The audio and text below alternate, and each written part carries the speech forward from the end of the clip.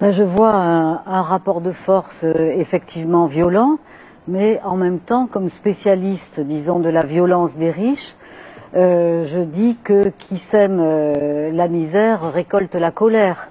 Mais ce que je veux essayer de montrer, c'est que si vous voulez, les travailleurs aujourd'hui sont traités de coûts, de charges, de dépenses, de ressources, de matières premières, de ressources productives.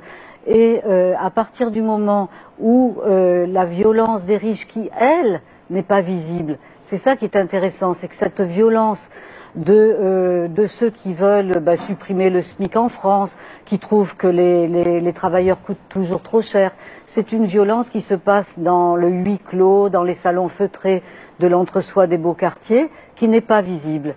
Eh bien, moi je leur dis à tous ces gens qui défendent les intérêts, comme M. Valls l'a fait, les intérêts des puissants, de l'oligarchie à laquelle il appartient, moi je dis que ce sont des bourgeoisistes, que ce sont des militants du système néolibéral et que les travailleurs, ils défendent aussi leurs intérêts et leur droit à simplement vivre normalement sur cette terre où ils sont de passage comme nous tous.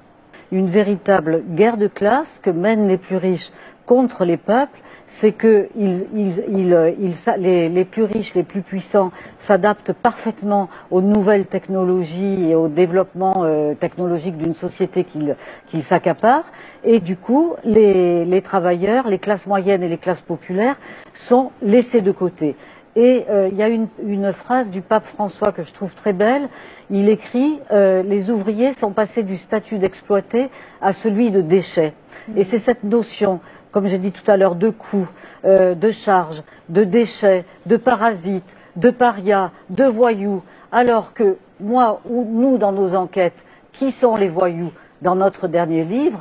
Eh bien, écoutez, ce sont les fraudeurs les plus riches, qui privent des recettes fiscales de l'État français des dizaines de milliards d'euros, qui font que s'ils payaient à la hauteur de leur fortune leurs impôts, eh bien nous n'aurions plus de trou de la sécurité sociale, plus de déficit et plus de dette publique. Puisqu'il y a 85 individus sur la Terre qui concentrent autant que la moitié de la planète.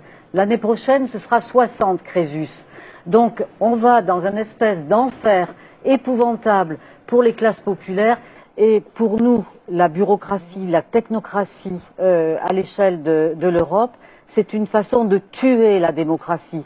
C'est-à-dire, ça met un écran de fumée qui vient empêcher la communication entre les citoyens et les oligarques qui aujourd'hui occupent toutes les institutions comme le FMI, qui ne sont pas des institutions élues, qui sont des institutions qui sont créées par les oligarques pour défendre leurs intérêts à l'échelle du monde.